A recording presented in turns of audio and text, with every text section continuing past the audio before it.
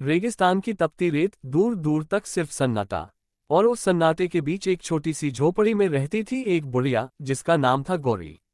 गांव वाले उसे पागल कहते थे, क्योंकि वो रोज शाम को एक ही दिशा में देखती, जैसे किसी का इंतजार कर रही हो। लेकिन कोई नहीं जानता था कि वो पिछले 30 सालों से अपने पति रामू का इंतजार कर रही थी।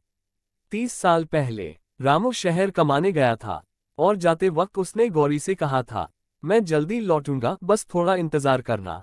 गौरी ने मुस्कुराकर कहा, मैं पूरी जिंदगी इंतजार करूंगी। लेकिन दिन महीने बने, महीने साल, और साल 30 साल में बदल गए। गौरी अब बूढ़ी हो चुकी थी, आंखें कमजोर, लेकिन उम्मीद अब भी जिंदा थी। हर दिन वो अपने घर के बाहर बैठती और कहती, आज वो जरूर आएगा। गांव वाले हंसते, अब कौन आएगा। एक दिन तेज आंधी आई, रेत का तूफान उठा, सब लोग अपने घरों में छुप गए।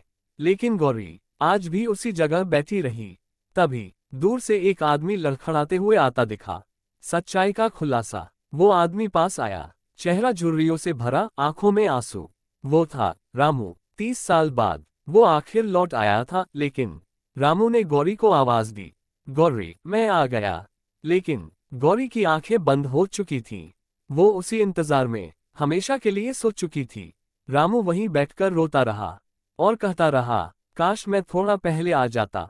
रेगिस्तान की रेत ने एक अधूरी प्रेम कहानी को अपने अंदर दफन कर लिया। रामू पूरी रात गौरी के पास बैठा रहा, उसकी ठंडी हथेली को पकड़े। आंखों से आंसू रुक ही नहीं रहे थे। वो बार बार खुद को कोस रहा था, मैंने वादा किया था, फिर इतना देर क्यों कर दी। उसी रात अचानक एक हल्की सी हवा चली, और ऐसा लगा जैसे गौरी की आवाज आई, रामू तुम आ गए, मुझे पता था तुम जरूर आओगे। रामू चौंक गया। उसने इधर उधर देखा, लेकिन कोई नहीं था। रामू ने गौरी का हाथ और कसकर पकड़ लिया और बोला, मैं आ गया गौरी, अब कहीं नहीं जाऊंगा। तभी उसके चेहरे पर एक हल्की सी मुस्कान दिखाई दी, जैसे गौरी ने अपने आखिरी पल में उसे महसूस कर लिया हो। अगली सुबह गांव वाले इकट्ठा हुए, सब हैरान थे। जिस गौरी को वो पागल कहते थे, आज वही सबसे सच्ची प्रेम कहानी बन चुकी थी। रामू ने खुद अपने हाथों से गौरी का अंतिम संस्कार किया, और उसी जगह एक छोटा सा मंदिर बनवा दिया, जहां लिखा था, 30 साल का इंतजार, सच्चे प्यार की पहचान। लेकिन कहानी यहीं खत्म नहीं हुई। रामू ने गांव छोड़ने से मना कर दिया और उसी झोपड़ी में रहने लगा। हर शाम वो उसी दिशा में बैठता जहां गौरी देखा करती थी। अब रामू इंतजार कर रहा था उस दिन का, जब वो फिर से गौरी से मिल पाएगा। दिन बीतते गए, महीने गुजर गए। रामू अब पहले जैसा नहीं रहा था। वो कम बोलता, ज्यादा सोचता, और हर शाम उसी जगह बैठ जाता जहां कभी गौरी उसका इंतजार किया करती थी। एक रात आसमान में पूरा चांद चमक रहा था, रेगिस्तान में ठंडी हवा चल रही थी।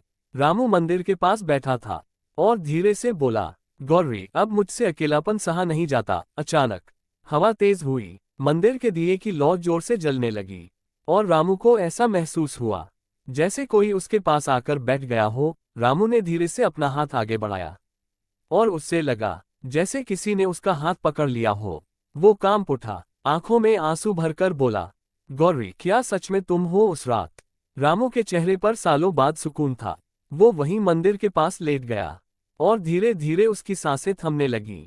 सुबह जब गांव वाले आए, तो उन्होंने देखा रामू शांत चेहरे के साथ मुस्कुराते हुए हमेशा के लिए सो चुका था। लोग कहते हैं, उस रात रामू अकेला नहीं था, गौरी उसे लेने खुद आई थी, और 30 साल का इंतजार आखिरकार पूरा हो गया। सच्चा प्यार कभी खत्म नहीं होता, वो वक्त और मौत से भी बड़ा होता है, और जो दिल से जुड़ जाए वो कभी जुदा नहीं होता। अगर इस कहानी ने आपकी आंखें नम कर दी तो लाइक करें, कमेंट में लिखें, ट्रू लव नेवर एंड्स। और ऐसे ही दिल छू लेने वाली कहानियों के लिए चैनल को सब्सक्राइब करें।